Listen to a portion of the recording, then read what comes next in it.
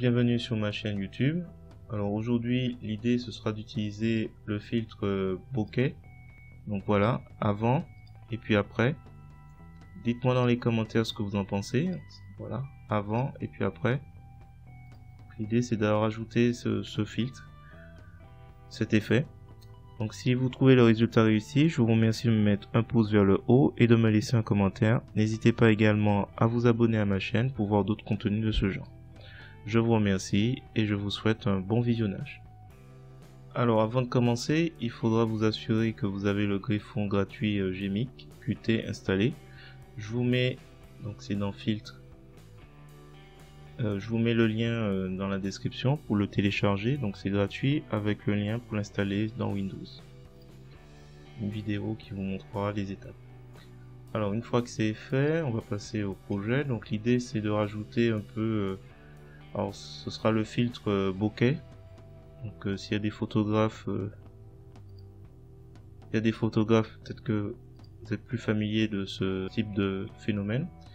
Donc pour le trouver, il faut taper BOK et vous devriez le trouver dans la rubrique artistique. Donc là moi je vais choisir circulaire. Comme ça en fait ça va rajouter, là il y en avait 2, 3, voilà. Et puis après il s'agit de jouer un peu avec les paramètres. Voilà. Alors il y a Starting paramètres et Ending parameters. Donc vous décidez des paramètres que vous souhaitez. Donc là on peut augmenter la densité.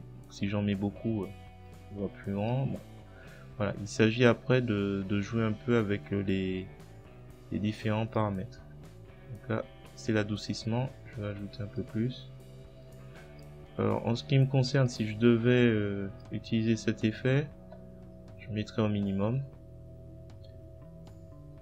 Alors, il y a différentes possibilités. Là, il y a circulaire. On va le mettre.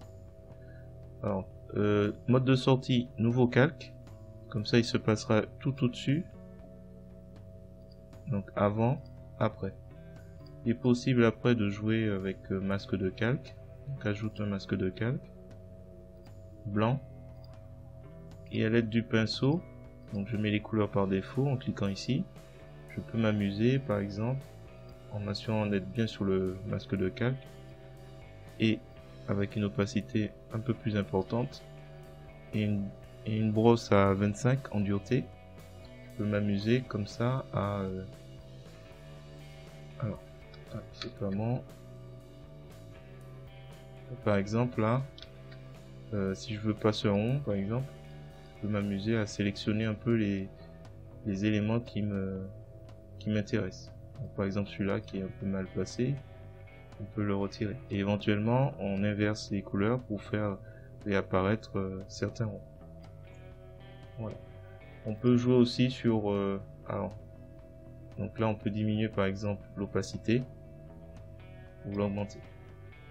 Alors il y a une autre possibilité, c'est de jouer aussi sur, si on veut pas circulaire, on veut par exemple un peu plus dans une autre forme. On peut choisir par exemple, j'avais vu hexagone ou triangle. Donc ça se colle un peu plus à la forme qu'on voit. Pentagone, enfin même il y a start, étoile. On peut choisir d'autres formes. Alors, je vais faire diamond. Donc toujours mode de sortie, nouveau calque. Et après, elle nous empêche de diminuer sur l'opacité. Et comme tout à l'heure, ajouter un masque de calque. Donc blanc, ok. On va sur le pinceau et éventuellement après on retire le masque de calque. Et je peux retirer avec la couleur noire un effet qui me paraît un peu trop mal placé. Voilà. On va supprimer celui-là, tant qu'à faire.